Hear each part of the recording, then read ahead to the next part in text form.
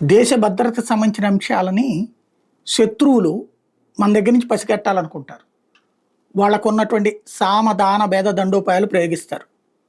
Honey traps వేస్తారు. అక్కడేమి సాధ్యం కానప్పుడు మన రాజకీయ నాయకులు వాడుకుంటారు. వాళ్ళ చేత ప్రశ్నల రూపంలో చట్టసభల్లో లేదంటే మన లాయర్లను వాడుకుంటారు, లేదా ఇక్కడ ఉన్నటువంటి కొన్ని స్వచ్ఛంద సంస్థలను వాడుకుంటారు. వాళ్ళ చేత న్యాయ వ్యవస్థ ద్వారా చేసే ప్రయత్నం చేస్తారు. రఫేల్ యుద్ధ విమానాలు మనం కొన్నాం. ప్రపంచంలో అందరికంటే చీఫెస్ట్ రేట్లకు మనకి ఇచ్చింది.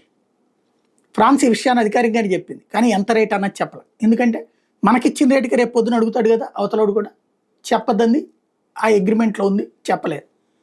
అది తెలుసుకోవడానికితో పాటుగా రఫేల్ రెగ్యులర్ మోడ్లో మనం తీసుకోవట్లా.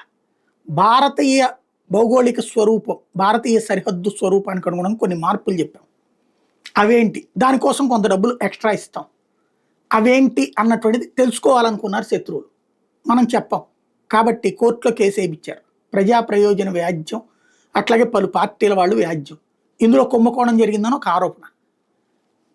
పార్లమెంట్లో ఆ లెక్కలన్నీ చెప్పండి, డయాగ్రామ్ ఏంటి అని. అది చెప్పడం అంటే శత్రువుకి మొత్తం మన లిస్ట్ అంతా ఇచ్చేయడమే. అలాగా చెప్పడానికి కుదరదంటే కోర్టులో వేశారు. కోర్టు అట్లా అడిగిన రోజున మిలిటరీ ఏం చెప్పింది, మీకు ఇస్తాం, మీరు చదవండి, వదిలేయాల. మళ్ళీ ఆ కాగితాలు కూడా మీ దగ్గర ఉంచుకోవడానికి వీల్లేదు, దేశ భద్రతకు సంబంధించిన అంశం అని తేల్చి చెప్పారు.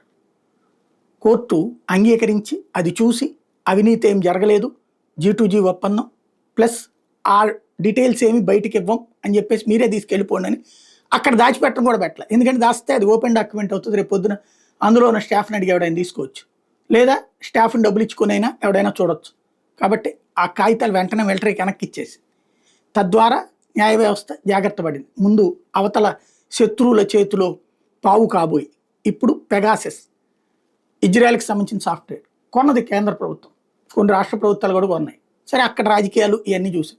కానీ ఎవరెవరిని పెగాసెస్ ద్వారా ఎంక్వైరీ చేశారంది రాహుల్ గాంధీ ఇట్లాంటి వాళ్ళతో స్టేట్మెంట్లు ఇప్పించేసి వాళ్ళ చేత కోర్టులో కేసు వేయించి అసలు ఎవరెవరిది విచారించారో లిస్ట్ అడిగారు.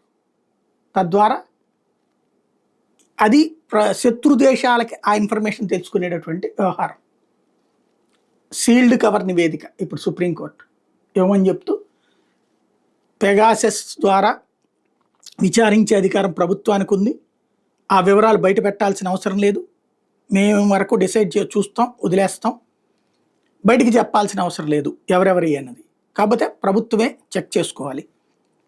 మేము రక్షణ వ్యవహారాల్లో జోక్యం చేసుకో, రక్షణ వ్యవహారాల్ని లీక్ కానియం అని తేల్చి చెప్పింది.